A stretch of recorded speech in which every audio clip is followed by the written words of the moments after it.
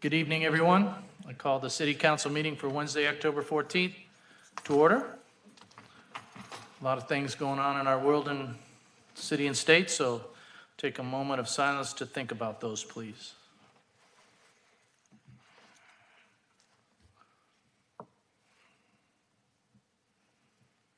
Thank you. Alderman Condon, if you'd lead us in the pledge, please. I pledge allegiance to the flag of the United States of America and to the republic for which it stands, one nation, under God, indivisible, with liberty and justice for all. Thank you, Alderman Condon. Brian, if you'd be kind enough to call the roll for tonight. Dunn. Here. Dorman. Here. McGinnis. I know she's on. I'll come back. Lee. Here. Grip. Here. Condon. Here. Peacock. Here. Dickman. Here. Jobson. Here. Ambrose. Here. And Alderwoman McGinnis. Here. All right, 10 present, Your Honor.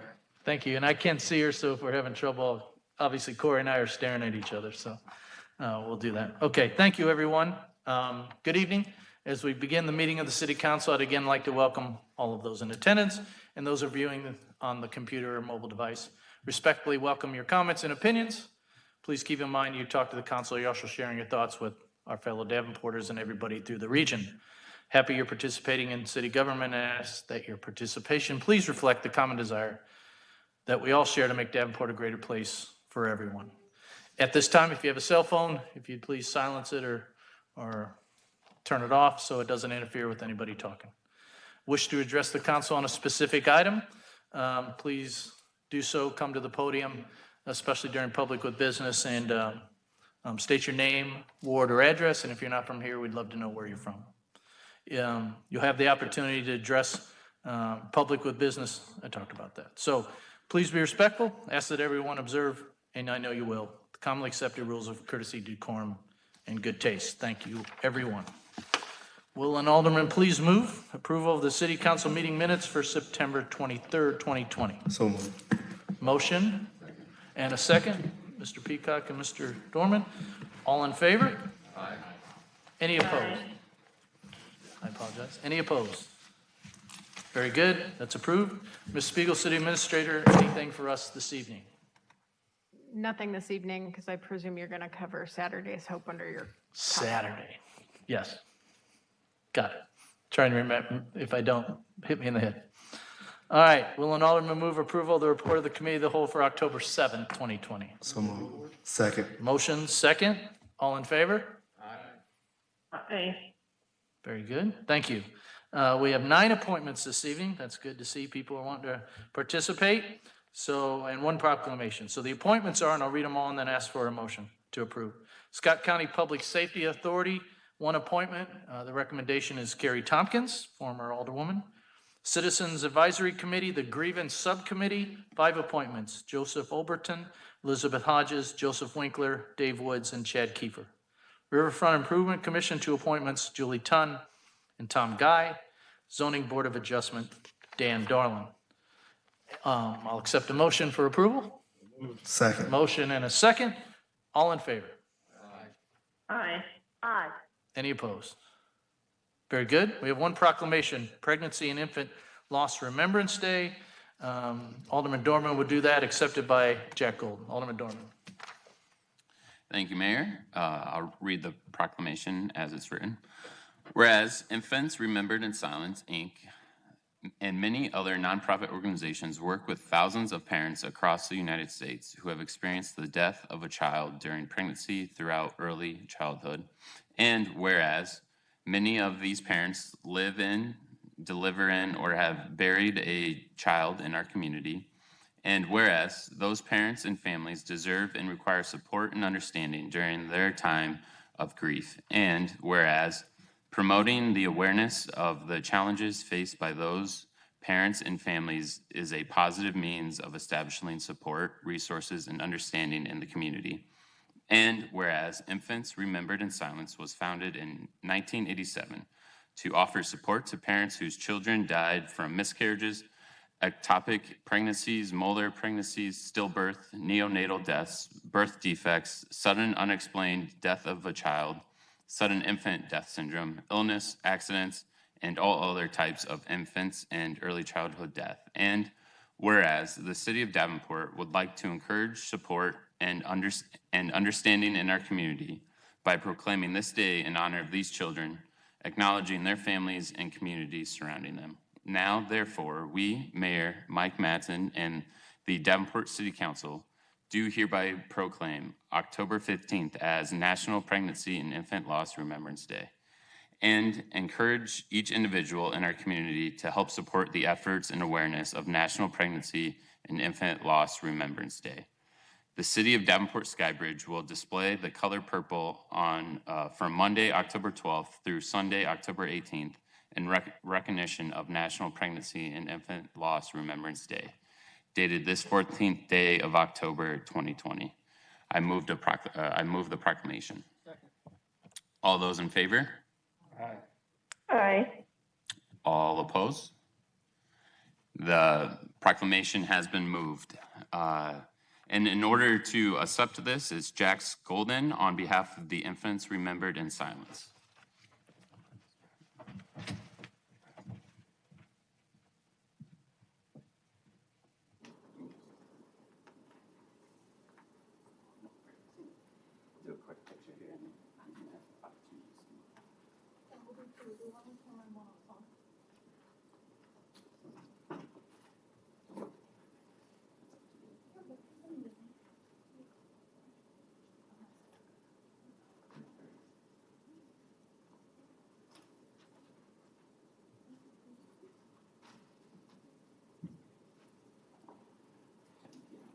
And yeah, feel free to say whatever you like.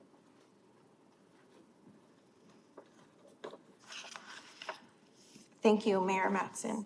I am honored to accept this proclamation. I just want to say, in honor of those babies, we miss you, and we will never forget you. This is for you. Thank you all for remembering and letting us honor them. The smallest gesture goes a long way for us who have lost a baby. You are giving light to those who feel alone in their loss. You are all breaking the silence on pregnancy and infant loss. From the bottom of my heart, thank you.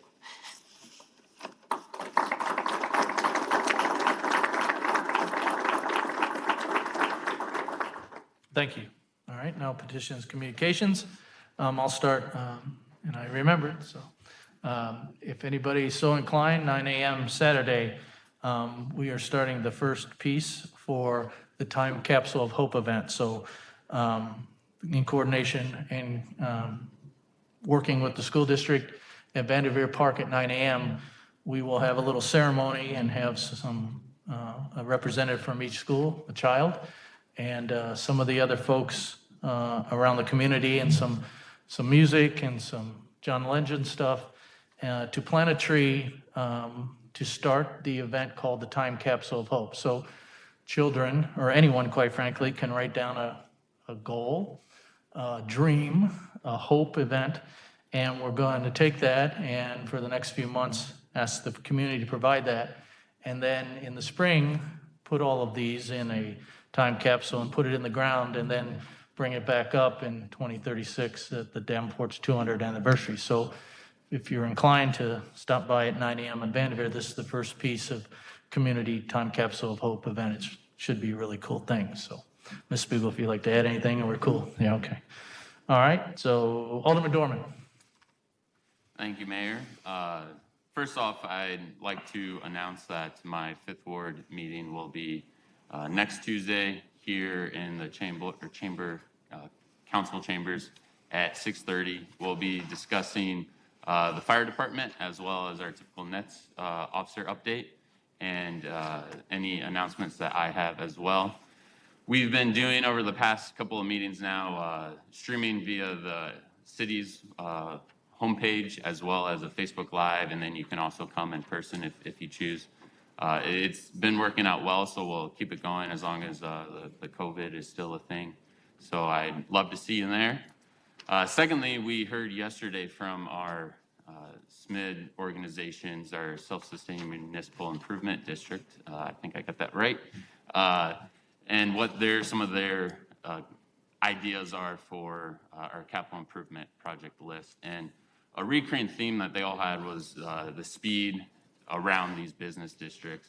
And it's something that we've also been dealing with ourselves as residents that live around particularly Brady and Harrison, and some of the noise and speed, drag racing, very unsafe events that are happening. I then got a phone call today from someone who also was impacted in a different way. This one coming from another great Fifth Ward business in the Davenport Outing Club. And I told her I'd read her email today. She wasn't able to attend. But she wrote, "To the Davenport City Council, I have asked Mr. Dorman to read this email to the council this evening. Last Saturday, my son was married in the gazebo at the Outing Club on Brady Street. The ceremony took place at 4:30 in the afternoon. We had to pause the ceremony several times because of the obnoxious noise from the motorcycle traffic. Frankly, it ruined the ceremony for my husband and I. We needed a microphone, but that should not have been necessary for a small, intimate ceremony of 15 people. I was sitting 10 feet away and could not hear part of the ceremony. I'm sure that others at the church across the street and at Vanderveer Park have experienced the same frustrations. I hope you remedy this so others don't have to experience the same disappointment." And that email is so timely, with as well as our SMID presentations that we had yesterday, in addition to all the talks we've already had of our neighborhood group, that this is a neighborhood. We're all good neighbors, we should be. We should really keep that in mind. And it's disheartening to see how many people act recklessly down Brady Street and Harrison Street and Locust Street as well, just because it's a big 4-lane highway, forgetting that it is part of a residential neighborhood. So we understand it, I understand it, the city understands it. We've formed a task force with the police department, community planning, the DOT, the Campus Hilltop, myself, and as well as some neighborhood members that we are trying to tackle this issue. And we have some small victories that we're able to do in the short term, but it's going to be a long, ongoing problem. So we just ask that you be conscious not only on Harrison and Brady, but really all throughout the city, that remember it's a neighborhood and no one likes speeding down their road, so don't speed down someone else's road. And if we can just remember to be a good neighbor, I think a lot of our problems could be solved. So thank you, Mayor. Thank you, Alderman Dorman. Alderman Peacock.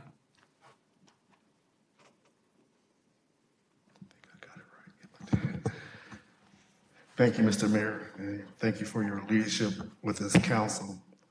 I take this opportunity to really, once again, as always, thank Corey Spiegel, her leadership as always with her staff, and I will continue to do so as someone who's learning his way and being more confident as an older person. Thank you, Corey, and your team, Nicole, Gleason, Clay. I know you guys by first names now. I really appreciate it. Because what I do, I get these calls and emails 1,000 times, and those staff walk me through and say, "This Alderman Peacock, this is what you need to do with this, that, and the other." And I cannot tell you how grateful I am and how professional that staff is. And it's to your credit as your leadership. Thank you, Corey. And I will say, as I said last time at the meeting, I had my 7th Ward meeting the 29th of September. And I had Nevada Wamke with the Good Neighbors Project, as well as Sergeant Harris attended that 7th Ward meeting. And I cannot express to you how grateful I am, and second, their professionalism. As you know me, I'm pretty much a person who's serious about leading and being professional. And those two individuals epitomize what leadership and what professionalism is all about. And once again, thank you. I receive a litany of emails in regards to the last meeting pertaining to a contract that we received for signage and with prison labor. And if you allow me to, I would add my comments now before we get into it later, because that way I can go and get it out right now. I don't think people realize how that industry works. It was this one lady who called me up today, and then she had the opportunity to talk to me and said, well, Alderman Peacock, how you, of all people, I don't know why she said me, but you, of all people, will understand the travesty of using prison labor for providing a service to an entity. And I described a situation when I was in the military, and I took off my T-shirt, and inside my military T-shirt said, it was made or manufactured with the help of prison labor. So it's a known industry. But I will say this to the council present, and I said this before, we need to look at how we request bids. I know that this term that it irks me so much right now, just thinking about it, the lowest reasonable bidder. I think we should do a little bit better in that as we compare apples to apples and oranges to oranges. And if this is the greatest city that a lot of my colleagues like to talk about, then we should do better. We ought to do better. And I will leave it at that. I made comments before, and I got some emails on how does a city councilman have the nerve to talk about a school board? I will answer that one too. As someone who dibbled and dabbled in real estate as a realtor, one of the biggest questions somebody will ask me is, how's your school district? That's one of the very first questions they will ask. How's your schools? Well, someone who attended the state board meetings, I was hurt, flabbergasted to know that the school board was one step away of being not accredited. Not accredited. That means your child who's in school will be going for school for nothing. How will they go to that higher institution if they're not accredited? And I asked my colleagues to my right and my left to play a bigger role. And I asked Corey and the mayor, I know they have meetings, but we, the council, need to know what's going on. That way we can play a bigger role with the school board. Yes, I truly understand the school board does their own thing, but this is the city council. We receive phone calls, we receive emails about the district. As we do our due diligence, providing that leadership, and this is what we do. We should form those great bonds, as my colleague talking about being a great neighbor, we should be a great partner. And hopefully we're doing that. So I'll charge the mayor, the city administrator, Corey Spiegel, see if we can have some talks so we can get or be back brief about what's really going on with the school board, so we can talk intelligently to our residents of our wards. Hey, this is what's going on in those wards. Someone wrote me about the live stream that's going on. So I was made aware this a couple weeks ago that during public with interest, that portion is being cut off at the end. And that's troubling. Troubling for the fact that other city councils allow them to go on.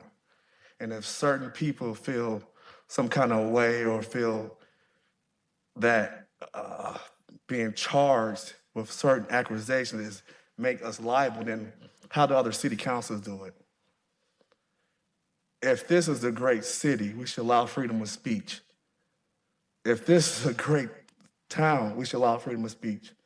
I served my country for 20 years to allow freedom of speech. And I'll be damned if, apologize, that we don't allow people in the audience to speak to us freely and allow what others want to know what they talked about. And I would like to probably have a conversation about that later. Budget talks are coming up. I implore members of the city, residents of the 7th Ward, to call me with their input on what we should do with the budget, because there's no better topic to discuss your alderman than how your money is being spent. No better topic. I'm here for you, the rest of my colleagues here for you, and look for a robust conversation around the budget. That's all I have, Mr. Mayor. Thank you, Alderman Peacock. Alderwoman McGinnis. Thank you, Your Honor. I had a couple of things tonight. First of all, there will be a third ward meeting. Mr. COVID came for a visit, so it's going to be virtual. I plan to have it in person, but it will be tomorrow night at 6:30.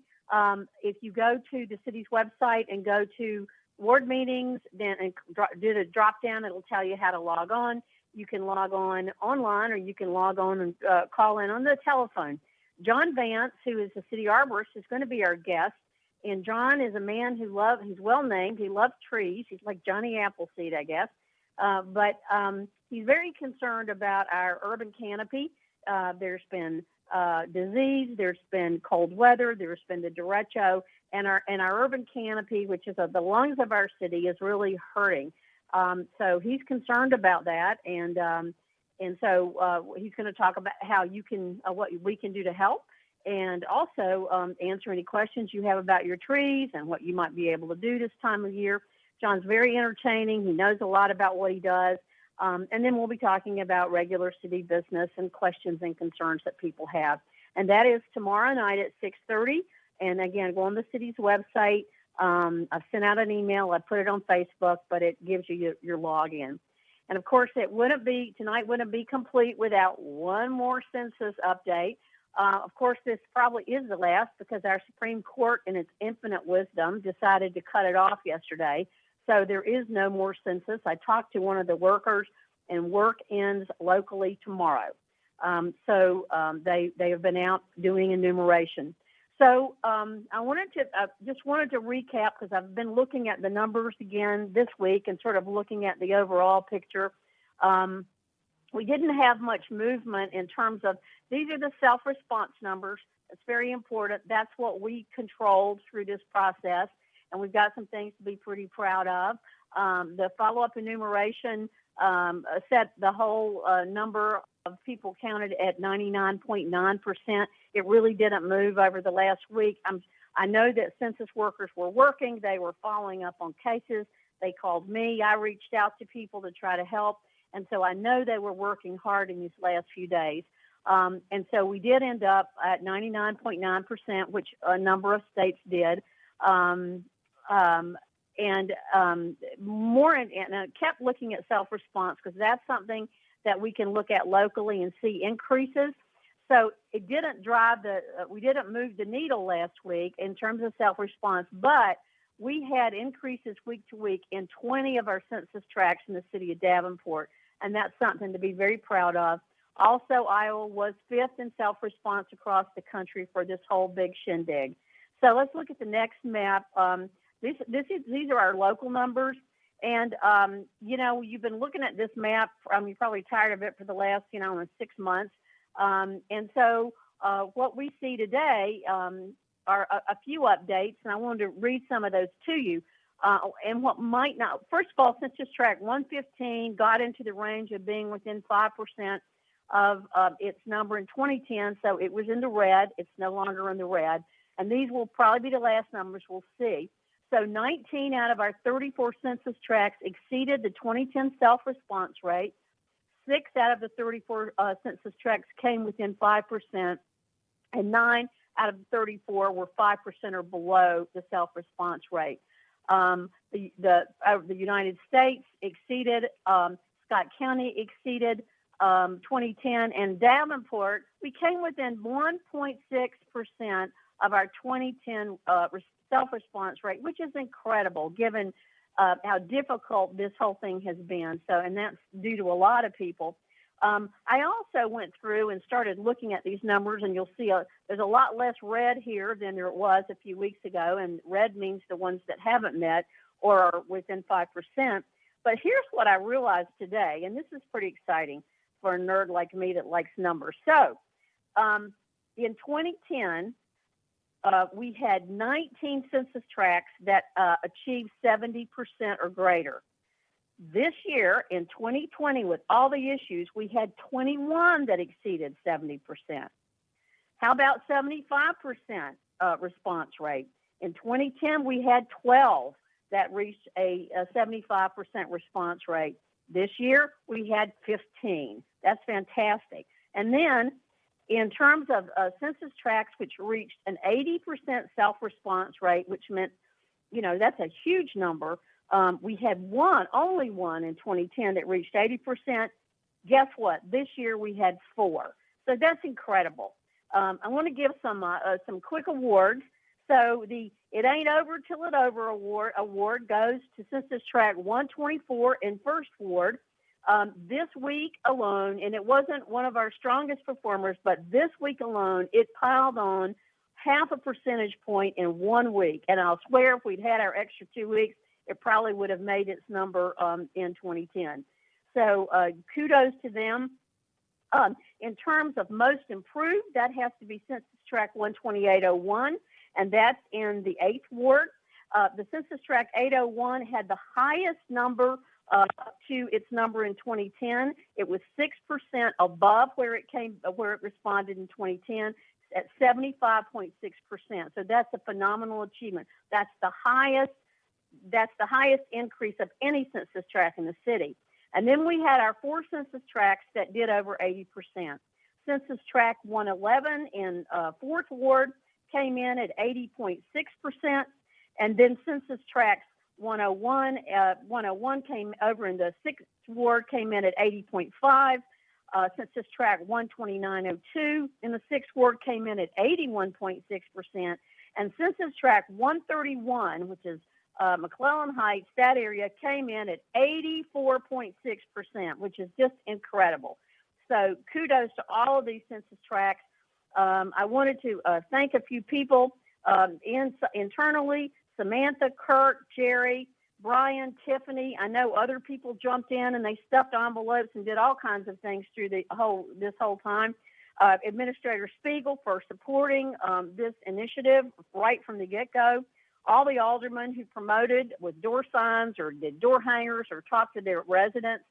We had some great community partners. Matt Mendenhall with Riverfront Development Authority, Denise Bulat with Bi-State, Dave Geenan over in Rock Island with the Day Foundation.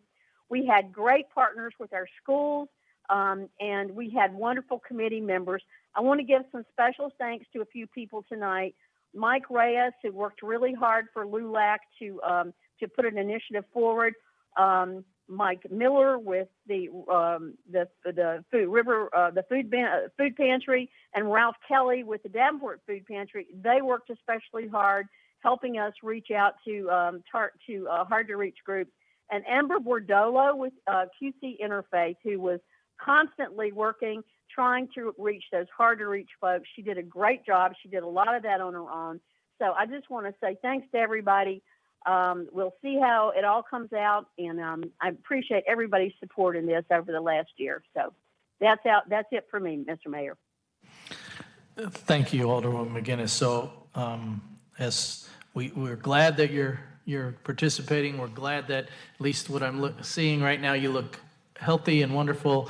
And if anyone deserves a round of applause for the work that someone has done on a specific issue that's so important to this city, you certainly do. So I'll ask everybody here, hopefully you can hear it and see it, to give Alderwoman McGinnis a round of applause for this.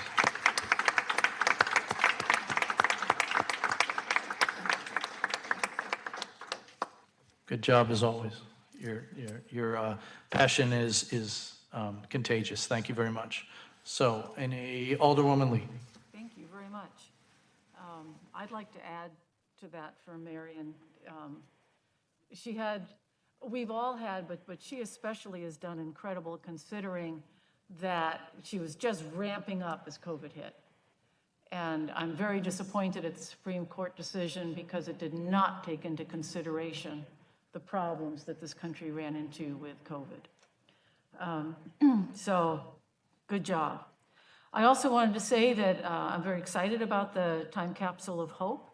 I have a commitment. I cannot be there, but I'll be there in my heart. I think it's a wonderful thing. I also want to say a little bit more about COVID. I guess I'll probably take over from Marion to have a constant thing to say. We have a very high positive cases.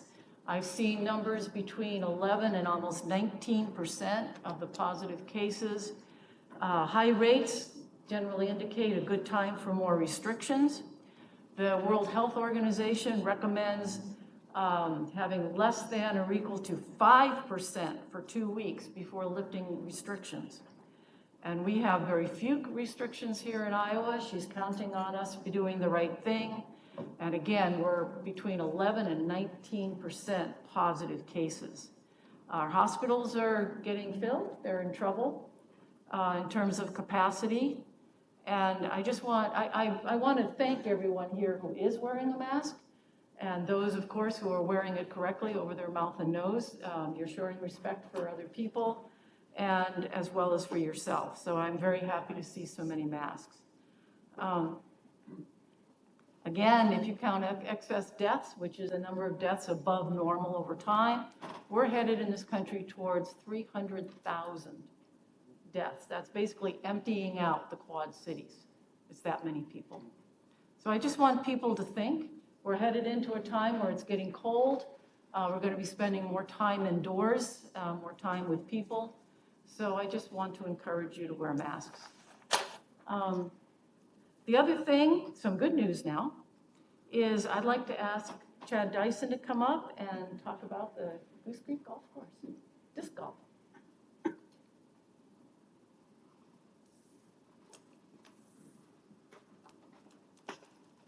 Chad Dyson, Parks and Recreation Director. Thank you, Alderwoman Lee, for the opportunity to highlight to council another great amenity that the Parks Department has brought online, along with the Gabe's unveiling and ribbon cutting last week. Our crew was busy completing our latest disc golf course at Goose Creek Park. So this was initiated through neighborhood conversations and neighborhood requests through our Park Advisory Board. And we're happy to bring our 4th disc golf course online to the residents of Davenport. One interesting note on this course, it's 18 holes, similar to the course on Credit Island as well as Eastern Avenue. But it also is set up in a way that it's actually 3 small courses. So I know it's hard to see on the screen. I think you have it in front of you, but the opening 6 holes are on that eastern half. The second 6 are on the western half, and across the creek is the 3rd set of 6. So if people want to just jump on and play a couple holes, they have that luxury of coming back to the parking lot after their first 6, as well as playing a full 18. So we're happy to bring another amenity to the Goose Creek neighborhood and to the city of Davenport. Thank you very much. And I just want to thank you too, because this has been kind of cooking and they've gone to sleep for a long time and have been brought up by residents. And when I brought it up with you, you were on it and you chased it through. And could you also give some recognition for the volunteers who have helped on this? Sure. Yep. We've had several volunteers, particularly with the design process. We worked with Iron Lion and Chase, the owner there, as well as Kathy Longoria in the neighborhood, Scott Markuson, excuse me, and then Nevada Lemke and CPAD played a role as well. And so. JC Rundle? And JC. Yeah, JC started the design and Chase finished it. Yep. Mm-hmm. Thank you very much. You're welcome. And that's it. Thank you. Thank you, Alderman Lee. I'm glad to see you stayed on this. As a former 8th Ward person, I'm glad to see you're all over taking care of those folks up there. So appreciate that. And I appreciate your comments concerning the COVID and the mask. And I'll be with the hospitals tomorrow. We'll make a statement. And thanks for keeping us on our game here. And I got to do better. We all got to do better. So I appreciate your advocacy there. So anyone else? Okay, moving on. There's no items on discussion. Is there anything, Alderwoman Lee? I understand you want to take an item off consent to discuss it. Yes, I'd like to take item 16. Your Honor, can we just move the consent agenda first? Thank you very much. So I'll appreciate a motion and a second. Okay, there's a motion and a second. Now, Alderwoman Lee, if you'd like to take an item off to discuss. Yes, I'd like to take off item number 6, the resolution approving the purchase of transit signage from Iowa Prison Industries of Anamosa, Iowa, and the amount of $106,311.20 for discussion. I'd like to put it on the discussion. So you'd like to actually put it on the discussion agenda? Yes. Okay, so then I'll take charge of it. Yes. Okay, Okay, so that item now is on discussion. Is there any public with comment for that item?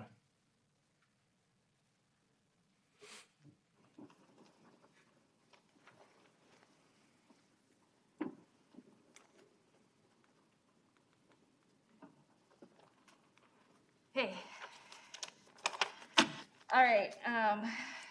I was made aware of this prison labor, and I felt a moral obligation to do some research that I would like to share with you today. As a Davenport resident, I do not feel it is morally right to use prison labor for city signage, and I'm begging the council to reconsider. Thank you, Alderman Lee. When you first hear prison labor, you may think it's a good thing, giving inmates opportunity to learn new skills and earn some money, both of which could be helpful when re-entering society.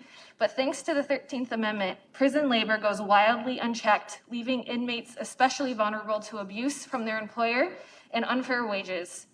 Inmates are in a coercive environment and are not able to speak out against workplace abuse, nor do they have any protection to do so. After a lot of research, I learned that Iowa Prison Industries run a grueling 12-hour shift 7 days a week for inmates. Inmates at IPI make on average about $1.30 per hour, and incarcerated women working at IPI are paid 10% less than men doing the same jobs. Inmates who have worked at IPI have reported unsafe work conditions, long hours, and unfair and demanding environments. While IPI does not force inmates to work like some prisons do, most inmates feel they must work in order to be able to afford high-priced, state-controlled necessities from the prison canteen store. I'm talking things like toothpaste, deodorant, and tampons. According to a study done by William Young, a journalist, in Iowa, prices at prison's canteen run about 38% higher than Walmart. To put that in perspective, an incarcerated woman would need to work the equivalent of 9.2 hours to pay for the cheapest box of tampons available at the prison canteen. Additionally, inmates have a severe lack of rights and protections while doing any prison labor. There are no sick days, and inmates are often punished with solitary confinement if they refuse to work. Inmates are completely excluded from the Fair Labor Standards Act and are not entitled to any protections. Most importantly, this issue, like a lot of issues, is about racism. Prison labor is deeply and undoubtedly rooted in the history of slavery. If you didn't know, the 13th Amendment abolished slavery and involuntary servitude, except as a punishment for a crime. I say that in air quotes because the 13th Amendment did not abolish slavery, it reformed it. Prison labor was literally created to fill the gap of manual labor that slavery left open. We simply moved that to prisons. Prisons that are focused on profit and cheap labor instead of rehabilitation, which in turn incentivizes mass incarcerations for more cheap labor. And who is the most affected by mass incarceration? Black and brown people. According to the Sentencing Project, the racial disparity in Iowa incarceration ranks second worst in the country. Black Iowans are incarcerated at a rate 11 times higher than white Iowans. Dan Clark, the director at IPI, confirmed that the racial makeup of IPI workplaces and warehouses is roughly equal to the overall prison population. Long story short, IPI is a predominantly Black and brown workforce. Prison labor is a human rights violation that falls most heavily on the Black and brown community. This is your chance to show us you do care about systemic racism and are willing to lead our city in the right direction. With this knowledge I've shared with you today, I urge you to vote no tonight. And if you cannot vote no, I ask that this contract be pulled off the consent agenda and moved to the discussion agenda, which it's been. I believe choosing a local business instead of prison labor for this contract would greatly benefit our local economy. I would like to leave you with the words of your own colleague, Alderman Peacock. Is this what you want the city of Davenport to be known for? Thank you for your attention. Thank you. Anyone else?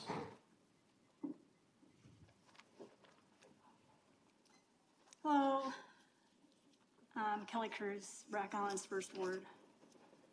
Well, I mean, she laid down all the facts, I guess. And thank you, Alderwoman Lee. I have done some reading on this, and I've seen you know, what she's talking about. The facility there at Anamosa, I have a little bit of familiarity with it. I practice Buddhism at a temple in Lynn County, and there's our master does prison ministry. She's really passionate about prison ministry. And Anamosa is where one of our prison sanghas is. And she tells us that, you know, like she was saying, these inmates are making cents an hour and they don't really get anything out of it, you know, as far as, it's not like they can like save up that money or anything like that, because tampons aren't free, toothpaste isn't free. It's kind of like, you know, very different situation, but it just sort of reminds me of back when, you know, there were no unions and there were miners that had to buy everything that they, you know, needed from the company store. And they would have to pay so much to the company store that they would actually be making negative wages. So they'd have to stay there and work even if they didn't want to, because they owed so much to the company store. And you know, it's just things that we feel like we've banished from society already, that, you know, that were bad things, live on in the prison system, and a lot of us don't see it. You know, and we have sign businesses right here in the Quad Cities that would benefit from, you know, city, you know, all of our communities, their tax dollars going to that. If you use prison labor too much, you know, here you are, you're getting it for whatever you're getting it because they are only making cents an hour. You know, at some point it's going to lead to people getting out of jail, and it's going to be even harder than it already is for folks to get jobs, because why would you buy it from the business that has to like respect their union and give health care and pay $7 or $8 an hour if you've got this other option? You know, there's a reason why we got rid of all that kind of stuff, having to owe somebody money for tampons and, you know, making a few cents an hour. You know, and it also reminds me of the way that some of the Midwestern states allow you to pay people with disabilities less than, you know, I've heard as low as 23 cents an hour. You know, that could be me. I'm developmentally disabled. You know, we need to find all the places where the stuff like that is still being done and stamp it out. And I know we can't do it all by ourselves, but, you know, wouldn't it be cool if Davenport could get together with a bunch of other cities in Iowa and make a statement that, hey, we're not gonna, you know, do this anymore unless you start paying them the minimum wage and providing things that are basic human needs, like, you know, hygiene stuff to the inmates, you know, that could make a difference. Thank you for your consideration. Thank you. Anyone else?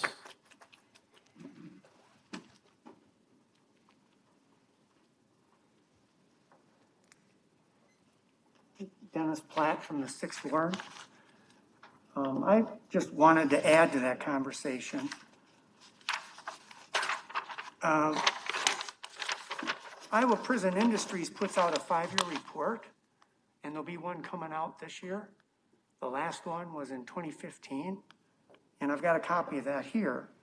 And here, the people making the report themselves are complaining that Iowa sells driver's license tags for 86 cents each, while Wisconsin sells them for $6 and Missouri sells them for $4.50.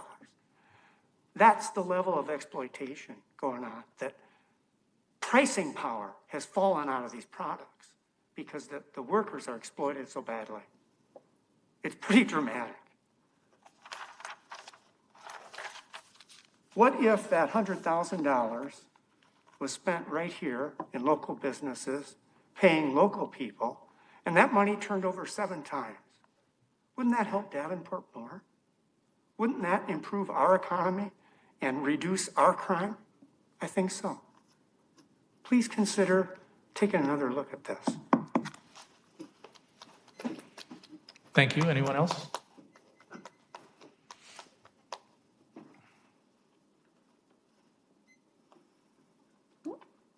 Sorry, I actually did write something down this time.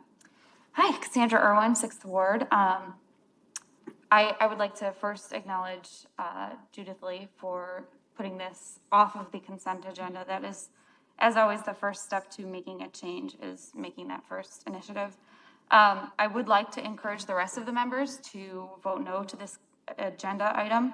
I would like to preface the statements that I'm about to make by giving a bit of background. Iowa's entire prison system hosts, and these numbers are per 100,000 of each individual per capita, each individual subset of the community. For each 100,000 Black Iowans, 3,473 are incarcerated. For each 100,000 Native American Iowans, 2,274 Native American Iowans are incarcerated.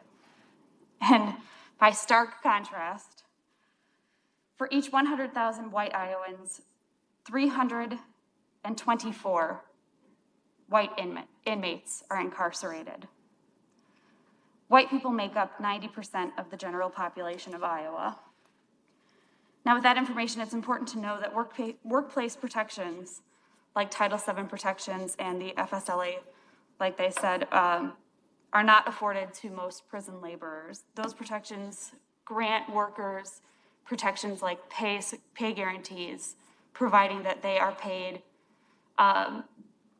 not lesser according to their race or ethnicity or religious backgrounds.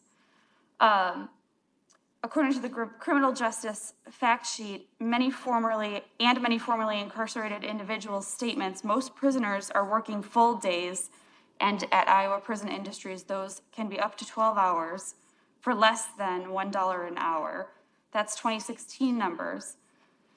This is a rate that most Americans scoff at offshore companies and consider slave wages. Iowa Prison Industries, in fact, has admitted to paying laborers as low as 60 to 80 cents per hour. If the workers' rights issues are not enough to vote no to this and all future contracts engaging as what the Polaris Projects and anti-human trafficking organizations refer to as modern-day slavery, perhaps the potential negative economic impact for our community can. A contract this size could have a career-changing effect on one of the small businesses in this area. At least 2 well-known companies in the immediate Quad City area are capable of quality signage and pay local employees livable wages and benefits. 2 companies I know of are union and pay above scale and benefits and retirement. These 2 companies have personally dealt with on a quarterly basis and are excellent. They have quality signs, and I know that they could provide these materials because I've compared them to what is available at Iowa Prison Industries. Bidding against what is effectively qualifies as slave wages creates an atmosphere that makes it impossible for our local businesses to compete, and what competitive Iowa industries that compares to Iowa Prison Industries have called effectively a monopoly. This has been in courts in Iowa, in the news in Iowa for almost a decade. People have been fighting this, and there are other industries, other towns and universities, major organizations that have completely declined and refused to work with Iowa Prison Industries. And that's obviously the direction that we would encourage you to go, because it's the economic impact of a contract this size is what the Quad Cities Chamber has been working to do. And it surprises me that this body would undo the work that the chamber has been working on so hard. Thank you. Thank you. Anyone else?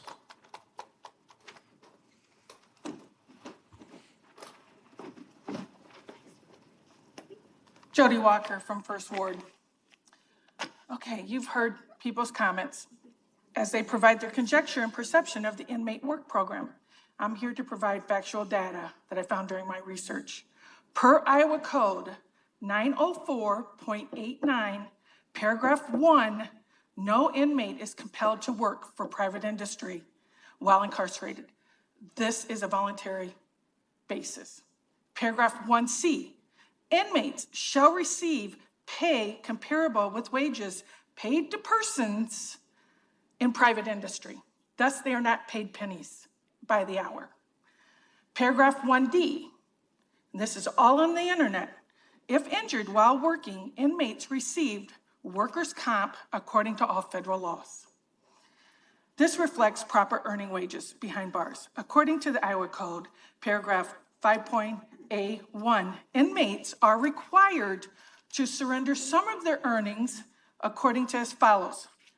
20% is deposited into their general account. All required federal and state taxes are deducted. 5% for a victim compensation fund, and child support. If they have dependents on the outside, they pay this. This is a responsibility. Court-ordered restitution. So is this wrong? Ask the victims. They should be able to get restitution. Again, accountability. Additionally, each inmate is required to contribute towards state costs while incarcerated. It does not cover all costs. It's a fraction. I don't think this is a horrible program. As far as the 12-hour days, I don't know. I've seen firsthand while deployed in Iraq as a civilian employee, we have our military men and women working 12-hour days while getting shot at. Is working a 12-hour day bad? I don't know. If they're forced, I disagree with that. So I don't believe that there's any shame in using this program. It provides these inmates accountability and responsibility to pay for dependents and wages, etc. Thank you. Thank you. Anyone else?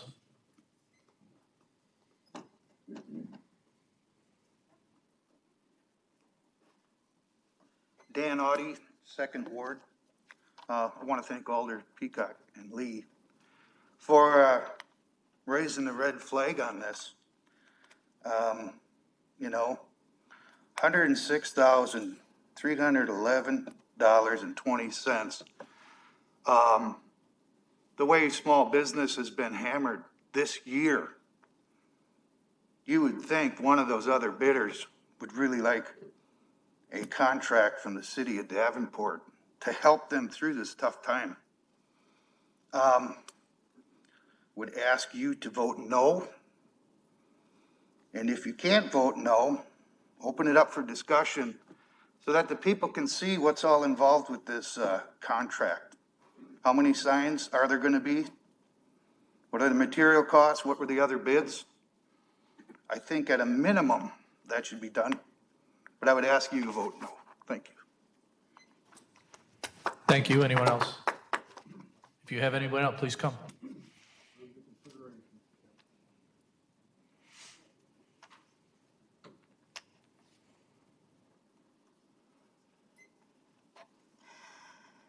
Thank you. My name is Carrie Clark. I'm an Iowa licensed attorney who offices in Moline. Obviously, what happens in Davenport is of significant concern to me. I'm a member of this community. While I'm not a resident of the city, it is unconscionable to me that the city of Davenport would consider using effectively slave labor. The 13th Amendment prohibited slavery except as punishment for a crime. And that was specifically done with the intent to keep non-whites as a second-class citizen. And it is incredible to me that almost 200 years later, we still are having this conversation. Whether the law allows the inmates to choose to participate in a program is immaterial, because there is no such thing as choice when you are incarcerated. There is no such thing as legitimate free choice. And we have no idea what the accountability is or what the remedies are for inmates if they are coerced in any way into participating in these programs, if the prison withholds more of their wages than is allowed by the statute. Yes, we have folks who are incarcerated for crimes that have victims, but we also have countless individuals who are incarcerated for nonviolent offenses with no victims, who are only paying, for example, the fines for not having a tax stamp on the drugs that they allegedly sold. I guess if they're convicted, it's no longer alleged, but it's citing a statute like that in support of a program like this does nothing to address the underlying issue that the history of these types of programs is a history of slavery, oppression, and effectively apartheid. This was established during Reconstruction in an attempt to maintain white supremacy. And if you approve this contract, you will be participating in the perpetuation of white supremacy. And I encourage and urge all of you to do better. We are better than this, and I hope that you will vote against this contract. Thank you. Anyone else? Hi, Athena Gilbraith, First Ward. Mr. Mayor and members of the council, I appreciate the opportunity to participate and comment on this subject of the agenda, and I thank you for your careful consideration on the position that you take. Thank you, Alderwoman Lee, for asking this to be moved to the discussion agenda. And while I'm not a member of the local governing body, I am a member of the concerned public also, and I think we do need to take a few steps back as a city together and look into the background of this further.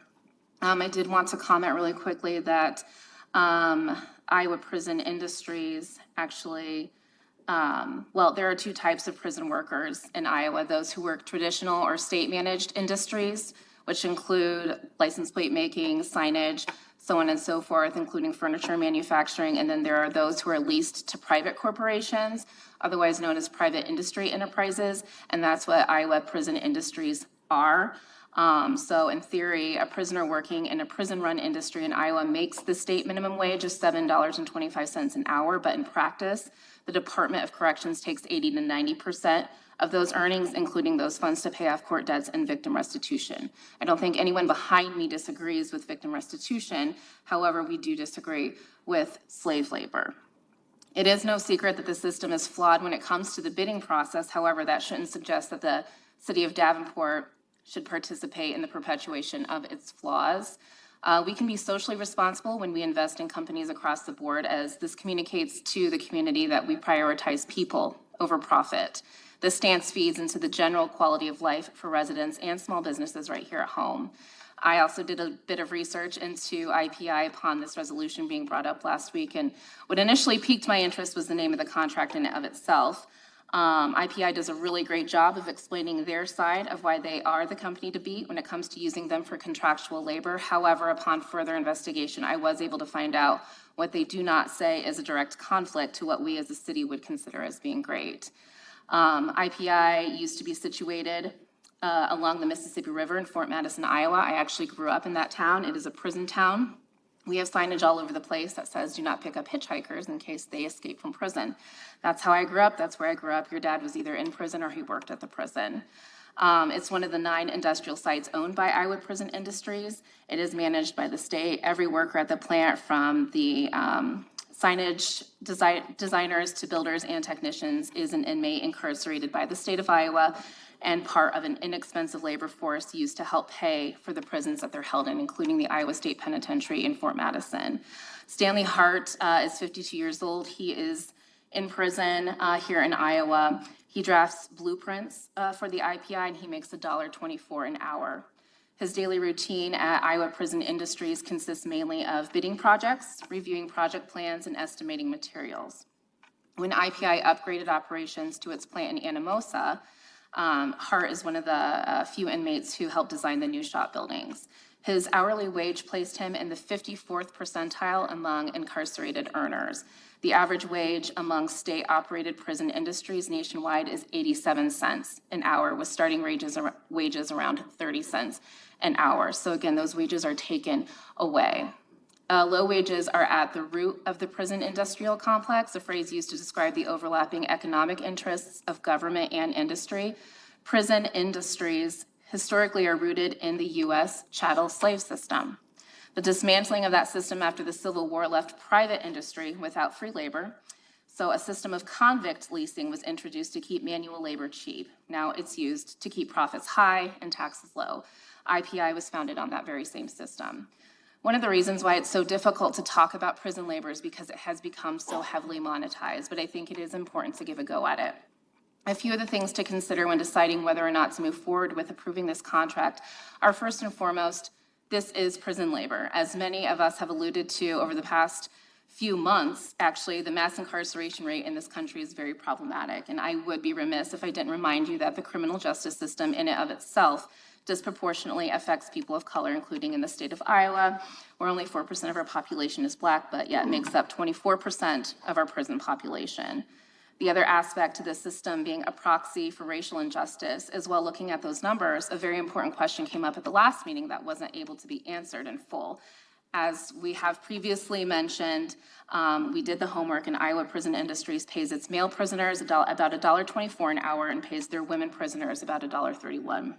So not only is this racial discrimination at play here, we're also looking at wage and gender discrimination.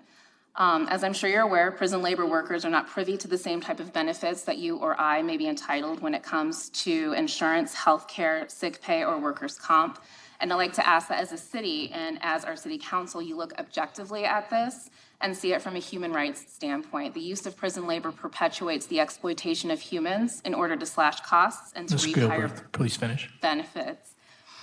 In other words, using the leverage of a skilled workforce at low labor rates is taking advantage of a problematic system. Looking over the resolution and seeing that only 2 or 3 bids came back puts into question why 135 went out in the first place, and why the rate of return on this bidding process is so low. Is there something that we can do as a city to qualify the bidding process better? Ms. Gilbert, you have 5 minutes. It's way up. It's way up. Okay, well, please vote no then. Thanks. Thank you. Anyone else? Okay, there's a motion and a second. We did that already, actually. Ms. Lee, would you like to leave it on discussion for a vote? I would, but I'd also like to speak. Okay, I understand. All right, so now going to comments since we're leaving it on discussion. All right, Mr. Alderman Jobson. I apologize for not doing my research as well as I should. Any of my colleagues or any city staff, could you answer just a couple questions? What was the second highest bid? Was it a local, so what's the difference between IPI and second? And then where was that company located? I will move as fast as my technology will. So the bid tab is in your packets as publicly available to anyone interested. I've got it if you want me to. I've got it. Okay. So the second bidder was Signs Now of Davenport at $183,413.48. The third bidder was Davenport Printing Company, but they did not respond to the bid in its entirety. So they were essentially disqualified for that. Okay. Just a couple other comments here. Thank you for that information. Again, I apologize for not actually looking it up myself.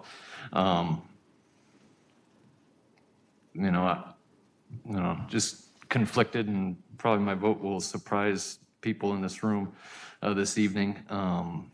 Obviously thoughts run through my head. You think of, the term repay your debt to society. That kind of floats through my head. You think of, wrongful convictions, mass incarceration, a lot of points that people bring up. We also think of being fiscally responsible to our taxpayers. I mean, what are we at? Almost an 80% increase difference is pretty significant. Obviously, we know how we get there. The you know, the morality of, you know, and some of the things that Alderman Peacock said about, you know, is this what we want to be known for? You know, I'm definitely conflicted with this. It's worth the discussion. And that's all I got, because otherwise I'll just ramble. Okay. Alderwoman Dickman.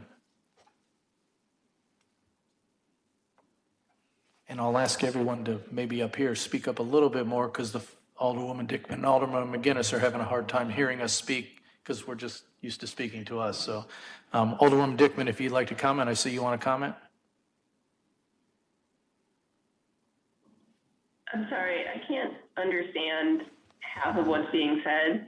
So I don't know, can you guys try backing away from your mics a little bit or something? I think Marion's in the same boat where we can only stand. I can't hear either. Okay, so we can hear you. Can you hear me? Oh, that's 1,000% better. Okay, so I just kind of asked everybody to put their mouth up to or closer to the mic and speak louder. Maybe pull your mask down if you're talking, if you have to do that. I think we just need to speak louder. So we got you, we hear you, so you're on if you'd like to comment. Yeah, a couple of questions, mostly procedural at first for Tom. So, like, I've been on council almost 5 years now, and this is the first time that Iowa Prison Industries has happened to bid on something for us. And so it's not like we went out saying, hey, let's use prison labor. It's something that we weren't aware would fall within our lowest responsive bidder ordinance. Is this, so if I were to amend it to say, let's go with the second bidder, first of all, can I do that? And then what would be the process for doing that? Well, you'd have to declare them to be not a responsible bidder to get there. If you voted no on it, what we would do is we would treat that as a rejection of all bids, is the other way to go, and then we would reopen it up for bidding. That's probably the cleaner way to treat a no vote. Okay, so if we did not want to go with this bidder, you would recommend to vote no tonight and then return to it? Is that a correct understanding? And then staff would report back that any and all bidders were rejected on the item, and we'd put it back out for bid. And what would, I guess, are we planning on changing the procurement ordinance in the meantime, or how would we not end up in the same position again? We always reserve, that there'd be nothing to prevent Iowa Prison Industries from submitting another bid. So that could be a problem the next time around. But it is, in almost everything we do, we reserve the right to reject any and all bids.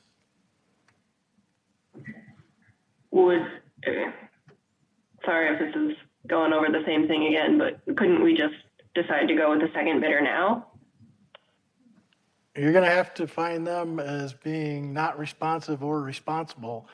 And in that case, they have the wherewithal to carry out the contract. I don't think there's any question about that they won't deliver the product that they promise to deliver. So that would be an issue. Okay, so legally it would be easier or better, or however you want to phrase it, to vote no and then re-let out the contract, correct? That would mitigate our risk, yes. All right, thank you for that clarification. Are you good, Alderwoman Dickman?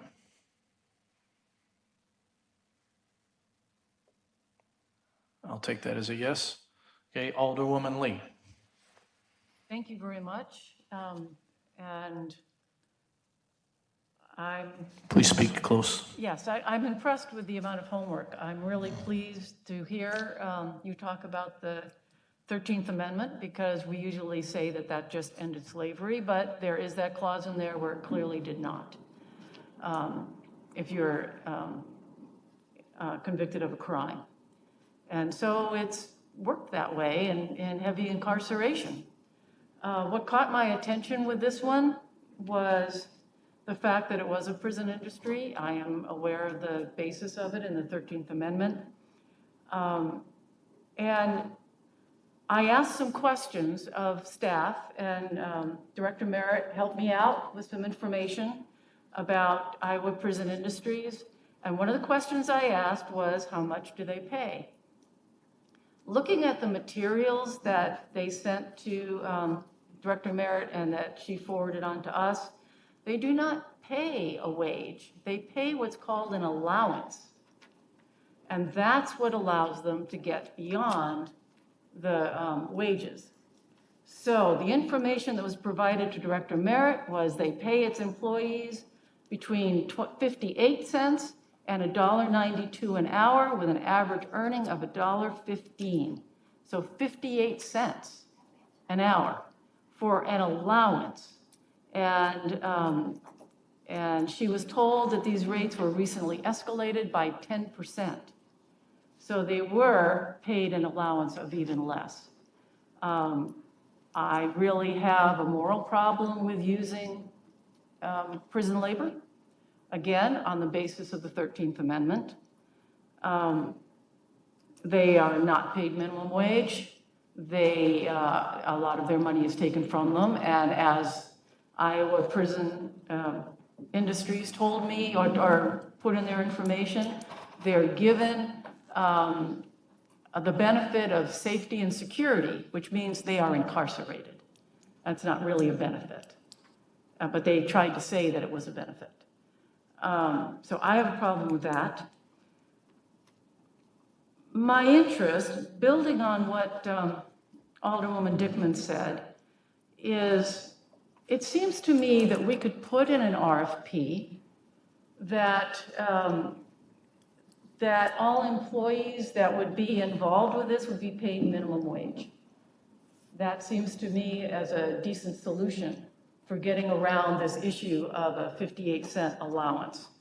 I was also, and still am, concerned about this work not going to local businesses that do pay good wages, some of them union, that also pay taxes, that have to pay for their facilities, that they have to pay for their administration, their overhead, and many of those things are not a consideration, which is why, like Alderman Jojen said, we're looking at an 80% difference between the Iowa prison industries and the next highest bidder. There's a lot of things that a local company has to pay and is happy to pay that is not included at all and is heavily subsidized within Iowa prison industries. So I think we could write our RFPs better. I mean, it doesn't take much to say all employees will be paid at least minimum wage in the RFPs themselves, and that would take care of our dealing with prison labor. I'm not saying that the program is a good one or a bad one in terms of the people involved gaining skills. That's not my issue at all. My issue has to do with the allowance and using that allowance and the other things that are also subsidized against our local businesses that also provide the same. So that's why I took it off of the consent after I did some thinking about it, or requested it be taken off, and to allow for this discussion. I think it's a very important one that we need to be having. And I think there's readily available solutions for this and how we word our RFPs. I do a lot of contracting, and it's not that hard. Thank you. Thank you, Alderwoman Lee. Please listen to the discussion. Alderman Grip. Thank you, Your Honor. Corey or Nicole, we make a lot of signs in-house. Is there a reason why we didn't make these in-house?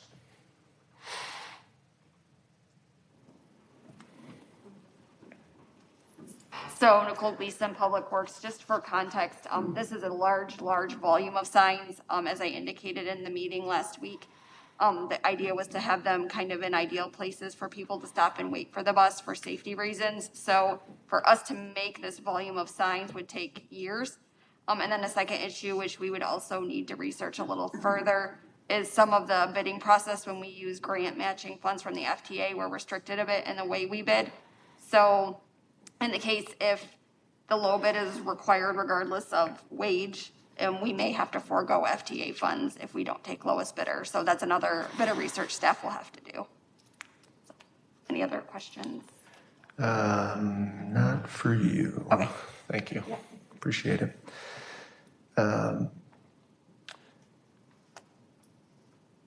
So I guess, Tom, you got into this a little bit, and I just want to make sure I fully understand it. What is the process for proving that a bidder is not responsible? Ideally, we would have the bidder here to talk about their qualifications, and the council would take a look at what their qualifications are. Mainly, do they have the financial wherewithal and the resources to carry out the contract? Alderwoman Lee brought up paying minimum wages. That's not currently in our ordinance, so we can't require them to do something that's not in our ordinance currently. That would be something that would have to be added.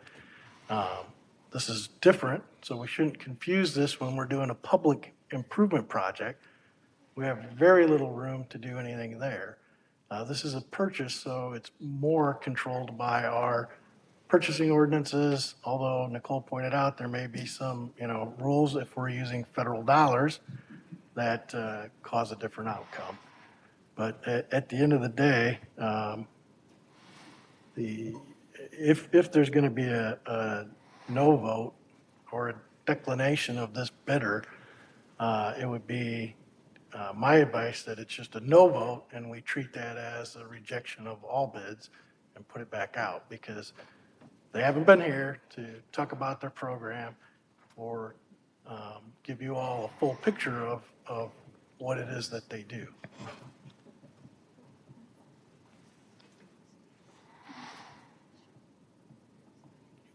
Give me a second.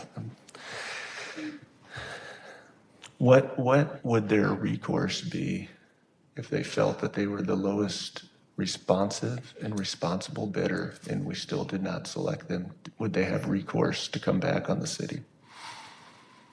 This is where there's an evolving trend in Iowa law. Usually these laws are designed to protect the taxpayer, not the bidder. And that concept has carried the day for, decades and decades. Recently, the courts have been trying to find a way to allow these bidders that don't get awarded some way to rectify that situation. So what could happen is taxpayer bring an action that it wasn't awarded to the lowest bidder, and that would tie the whole project up, and it would be a declaratory action with the court on whether the council's decision was the correct one. So as far as Iowa Prison Industries, they're not a for-profit business, so they wouldn't be in it trying to recoup whatever wages or profits they were making off this contract. All that would probably happen is this could get tied up in court, and we wouldn't have our signs.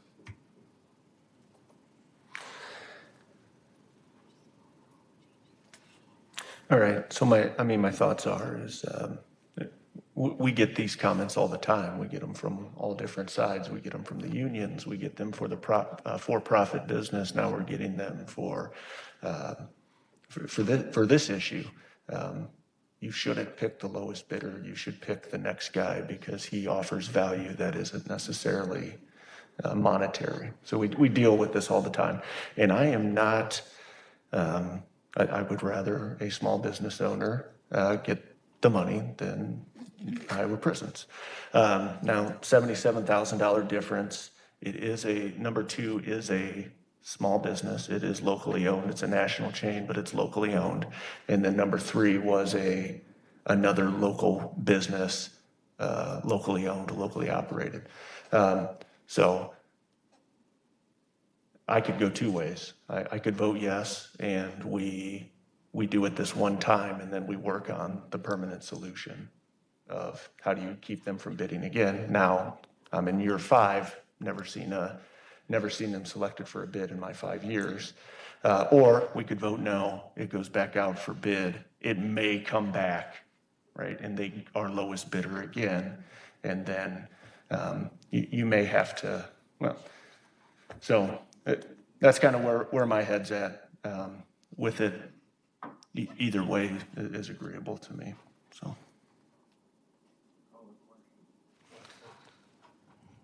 Is there a second? There's not. Okay, continuing. Alderman Peacock.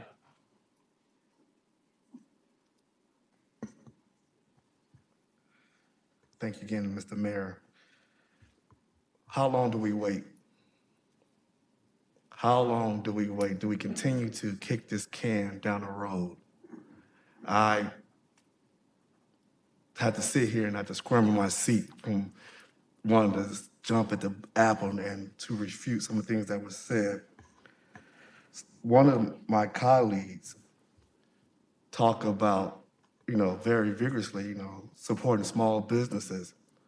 But I think maybe they have amnesia because just last month we had this very same workshop, on this thing. And I asked one of my colleagues, why are we here? I don't know, because we called for the meeting. We could have prevented this from happening right now during that workshop. We could have prevented this. I'm not saying I saw this coming, but you need to ask more of your council members and your mayor and myself, because this was a workshop a month ago. And now we're discussing, well, maybe we should vote on this and work on it next year, whatever. No, that is unacceptable. Unacceptable, because this discussion came up before. And one of the problems I have when people always want to kick the can down the road, regardless of what the issue is, let's work on it later. We had a 1-hour dedicated workshop to discuss this problem. I'm not talking about the prison issue, but the local reasonable ordinance. That's what the discussion was about. And right now, we'll ask the mayor, city council, if we can once again have a workshop more dedicated and having a end result. This is what the byproduct should be. We should walk away with an ordinance, an approved ordinance, so we don't have the discussion again. And this is just unacceptable how we just continue to kick the can down the road because we don't want to address it. But that's what leadership is about. You have to make a tough decision when everybody has their own opinion. To be honest, I don't care what a lot of people say. That's why you have your own value system, and you go with that. Go with your gut instinct. And right now, I truly believe that my colleagues to my right and left truly understand what's at stake. And if we have to discuss the lower reasonable bidders ordinance again, then shame on us. Thank you. Thank you. Alderman Condon. Thank you. Thank you, Your Honor. I have a lot of thoughts, so I'll do my best to be clear and concise. There are too many people being incarcerated across the country for nonviolent crimes. We know that. And that's something that on many levels of government can be worked on.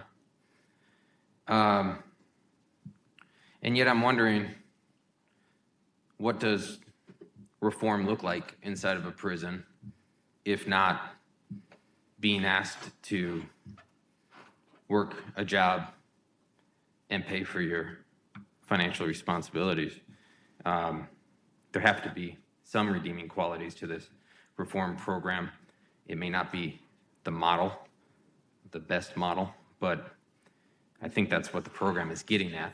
I don't think what it's getting at is to create some sort of slavery, as it's been explained. Davenport's the biggest city in the Quad Cities, and Davenport is a leader in transparency. Oftentimes, we're the most progressive city. But as you try to stack your values, you have to align it with the budget.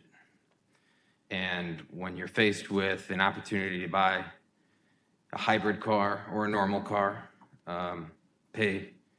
mandate that we pay union wages versus lowest responsible bidder as mandated by the state. We're a leader in flood management. And the interesting thing is we're also a leader in police reform. And one of our highest goals is to fund a youth assessment center, which does exactly what I described at the beginning, is to stop incarcerating so many people for nonviolent crimes. It gives juveniles an opportunity to get the resources that they need and avoid getting stuck in that prison system. I don't know what I'm in favor of, but I know where the rub lies is if you pay $70,000 more for signs, that's $70,000 less that's in the general, generically speaking, the general budget. And then you need to go back and try to restack your values. So whether it's doing right by the environment, police reform, union wages, at some point there's the rub of trying to make all those dollars work. So that's where my thoughts lie on this issue at the moment. Okay, thank you. Ms. Lee, I see I'll let everybody talk once, and I'll come back to anybody who wants to talk twice, but there won't be anybody talking 3 times. So Alderman Dorman, please. Thank you, Mayor. Mallory, could you come forward and talk about the communication and meeting you had with Dan Clark, the director of Iowa Prison Industries? Mallory Merritt. I did meet virtually yesterday with Dan Clark, the director of the Iowa Prison Industries. He prepared a communication for me afterwards, a written communication, which I shared with all of you. Essentially, he just described the program to me, why he feels like it's a good thing. The other thing that I would point out is one of the things that he did share was that they routinely have roundtables. They know that the structure of their program depends on other people using it. It is a self-funded program. So they do have roundtables where they have end users, inmates who are actually their workers and their management coming together to talk about how to deliver that service model. So I think that was one of the key takeaways for me from that, is that they are involving many of the people, many of the workers in that process.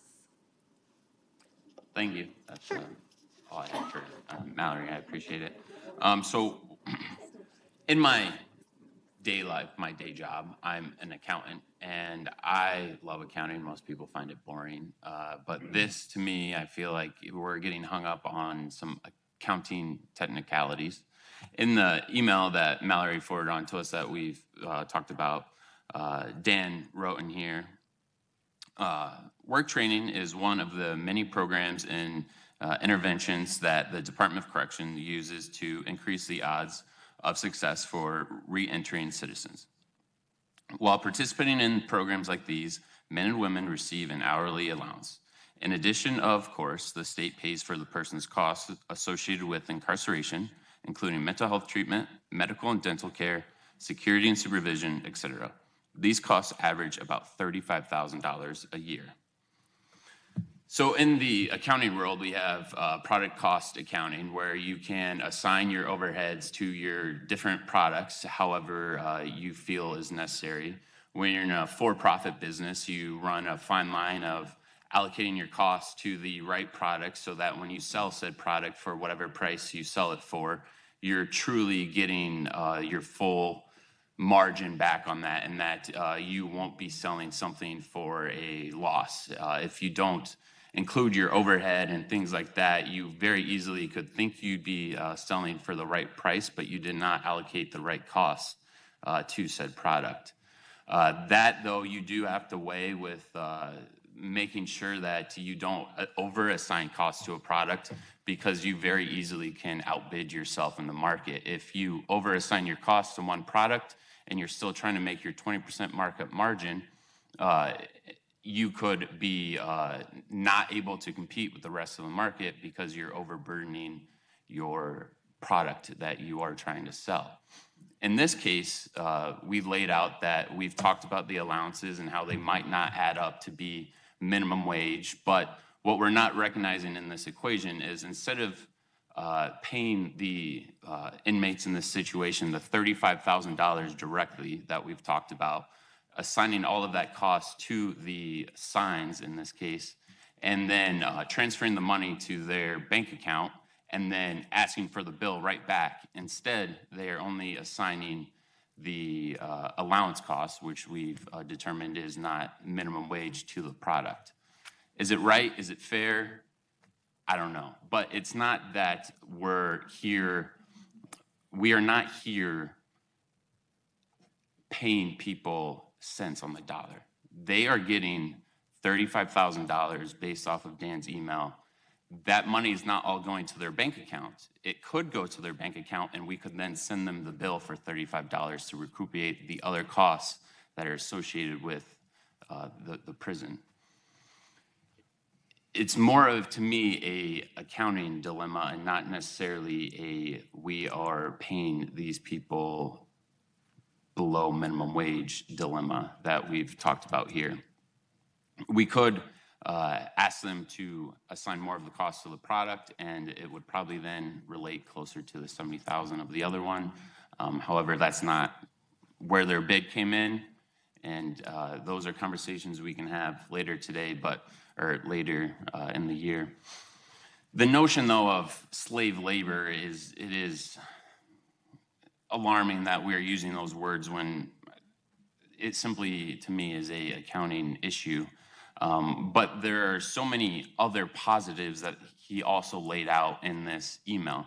People who are part of his program and are part of the Iowa Prison Industries, which is voluntary, they have an 8% lower rate of coming back into the prison system. That's something that we have plenty of non-for-profits here around our own community that they try to find ways to get people educational and vocational training because they know that is a key to keep them out of our criminal justice system.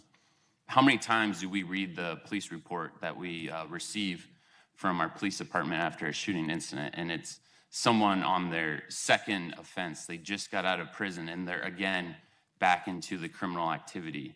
It's most likely because it's the only thing they know. They don't have any other training, any other opportunities. This program here is an opportunity in order to give them real skills they need in order to stay out of our prison system. And we all know that crime is one of the #1 issues we are currently facing here in Davenport. If we go against Iowa Prison Industries, we're saying that we're against rehabilitation, in my thought and my point of view that I have. And I don't want to see that. I want to find more opportunities to help these people actually reform their lives, actually do what we think the prison system should be doing, of not just punishing people, but transforming them to be better men and women in our society. And so that's, to me, why I am in favor of this. I'm going to vote yes, and I hope that I maybe swung some of you guys the other way too. Thank you. Please. If I'd ask all the audience to please refrain so we can all talk and hear each other. And we appreciate there are different views on things, so let's be respectful and listen to everybody's opinion. So before I go back to someone on their second turn, Marion, I think I understand you want to talk. Is that true? Alderwoman McGinnis? I got a lot of notes here, so. This is a very difficult question before us.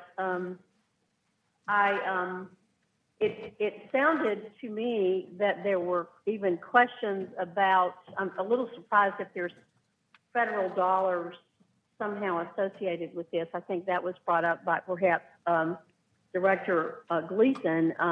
There are usually some pretty specific requirements with federal dollars. So it would be kind of surprising to me if there are.